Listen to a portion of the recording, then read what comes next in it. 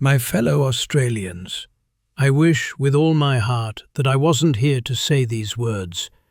I wish that the sunshine on Bondi today felt like every other beautiful, honest day. But it doesn't. A darkness has fallen over the place where we seek the most light. The sand of our most cherished beach, the very sand that holds the footprints of generations of our families, has been stained. I know the shock that grips you.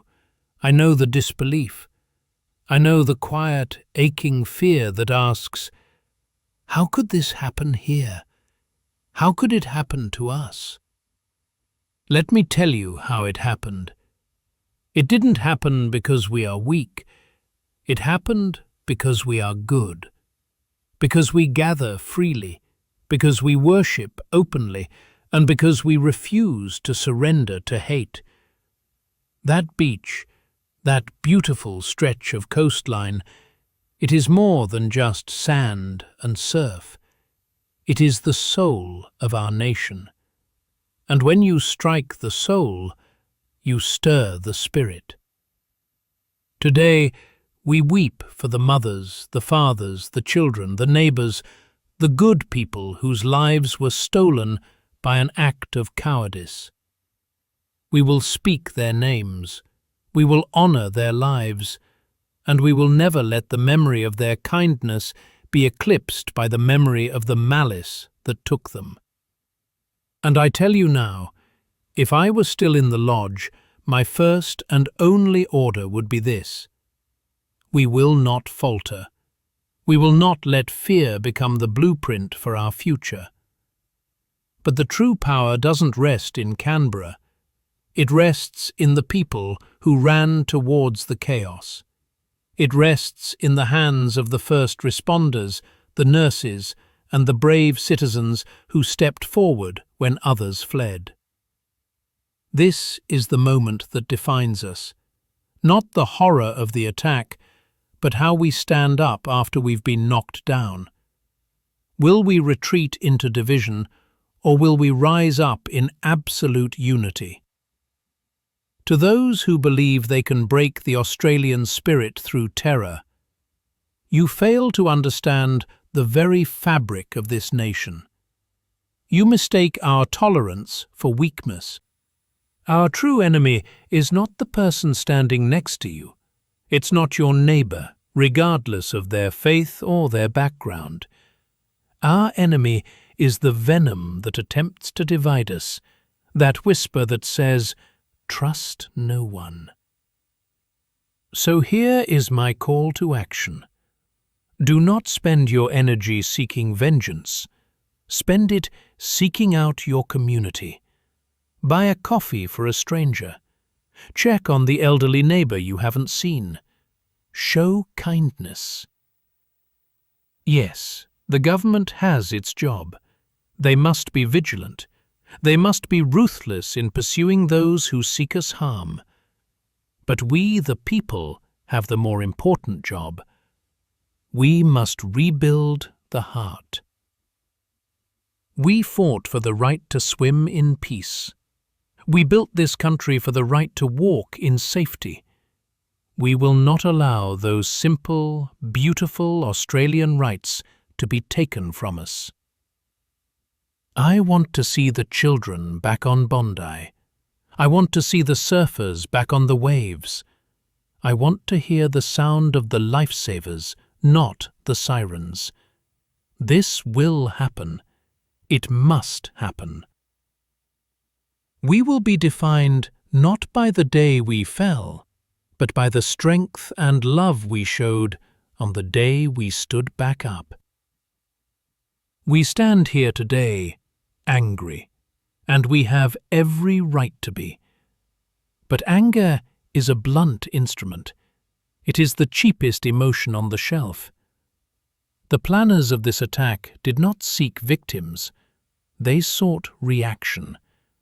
They sought to turn neighbour against neighbour, faith against faith. We owe a vow to the children of this country, the ones who saw the news, the ones who heard the sirens.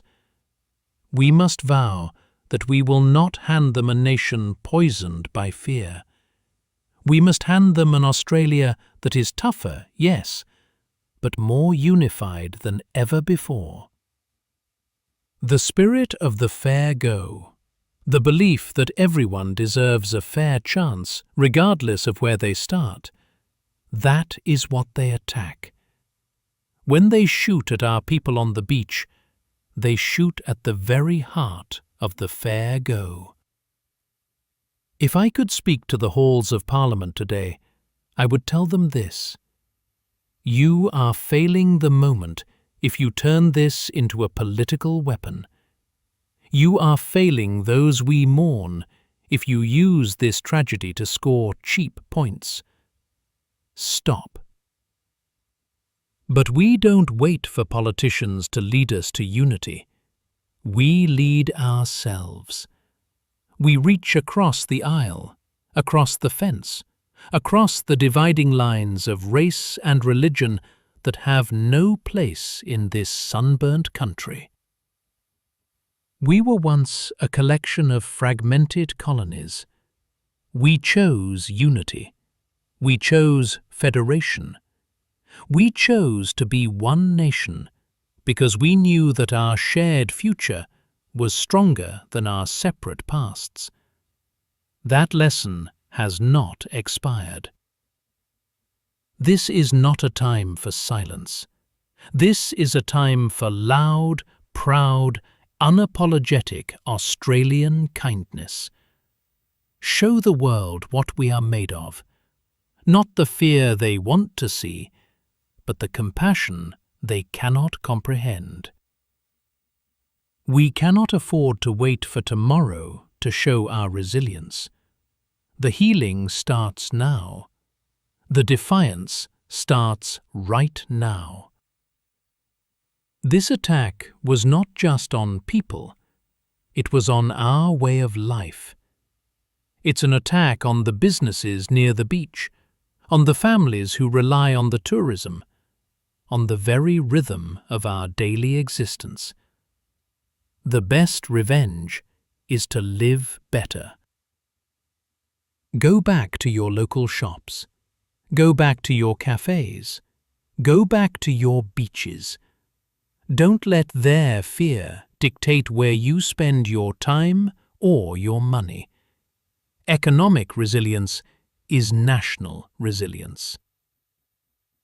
I urge the government to spare no expense for those who are struggling to cope. Mental health services, community support, the funding for our police. This is not a time for austerity.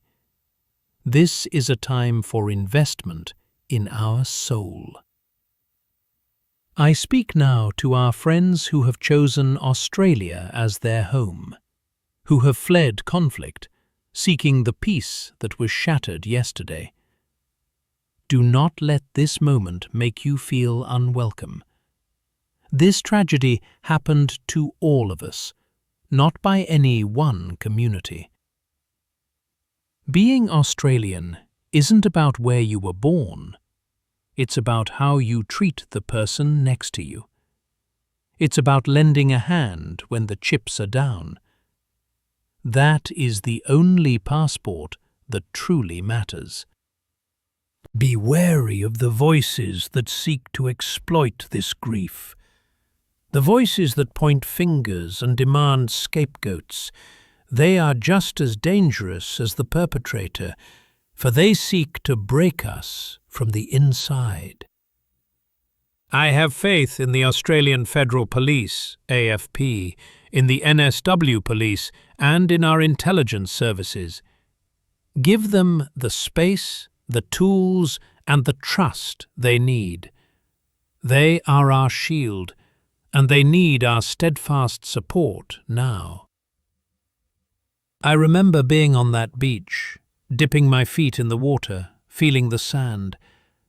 Those moments, those simple, everyday moments, they are the jewels of a free society. We must fight to reclaim them. We will not teach our children to hate. We will teach them to remember the bravery of the civilian who intervened. We will teach them to remember the doctors and nurses who saved lives. We will teach them the power of human goodness. To the leaders in Canberra, this must be the catalyst for genuine, lasting reform. Not a quick fix, not a press release. We demand security, yes, but we demand an even greater commitment to social cohesion.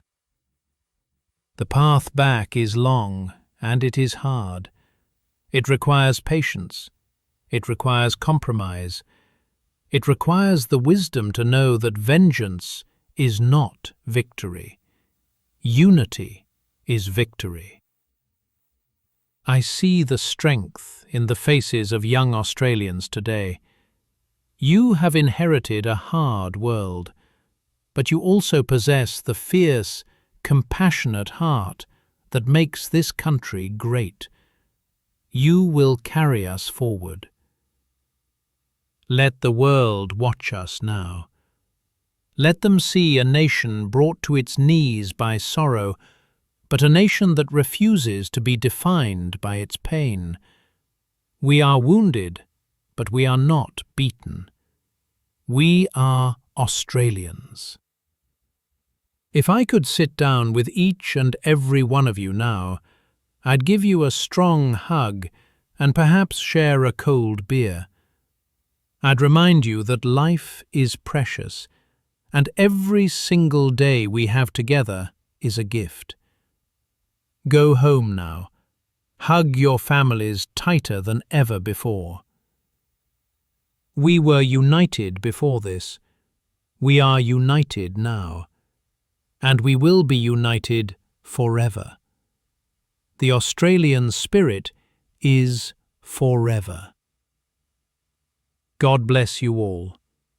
God bless the families of the fallen. And God bless Australia.